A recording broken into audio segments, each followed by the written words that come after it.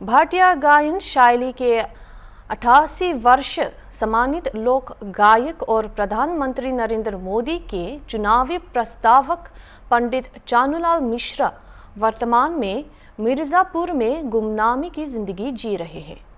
पंडित मिश्रा और उनकी बेटी ने प्रधानमंत्री नरेंद्र मोदी और उत्तर प्रदेश के मुख्यमंत्री योगी आदित्यनाथ से मुलाकात कर अपनी पारिवारिक समस्याओं को साझा किया और उत्पीड़न का सामना किया, लेकिन अब तक कोई प्रतिक्रिया नहीं मिली।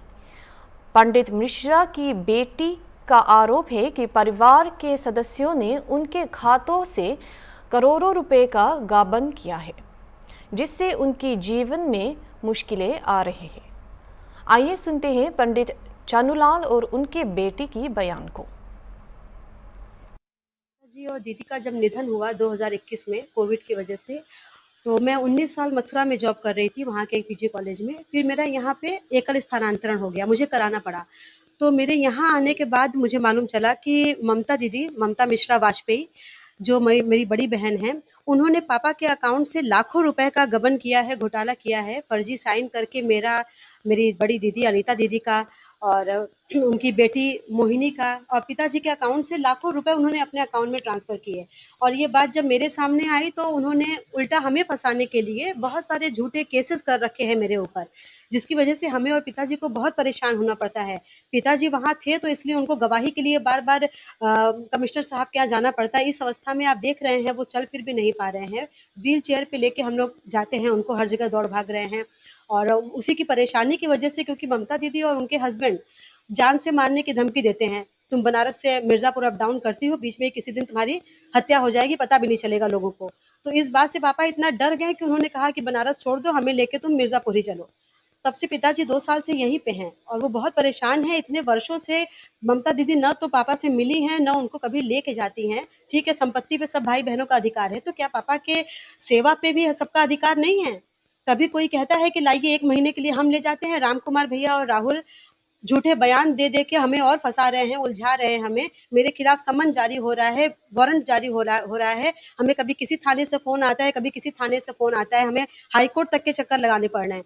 हम एक गवर्नमेंट जॉब में हैं, उनको बस यही मंशा है कि मेरी नौकरी चली जाए, 10 आरोप लग जाएँ झूठे, हम परेशान रहें, दौड़ते रहें। लेकिन वो ये नहीं समझ रहे हैं कि मेरी दौड़-भाग, मेरी परेशानी से मुझसे ज़्यादा पिताजी परेशान होते हैं।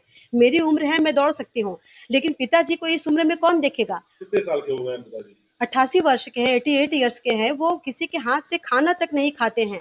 हमें कॉलेज के बीच से आना पड़ता है, खाना बना के अपने हाथ से खिलाना पड़ता है। उनका हाथ भी काँपता है, वो अपने हाथ से खा नहीं सकते। अभी हम मिर्जापुर में हैं और हमारा तबीयत खराब है, इसलिए इस गाड़ी से चल रहे हैं।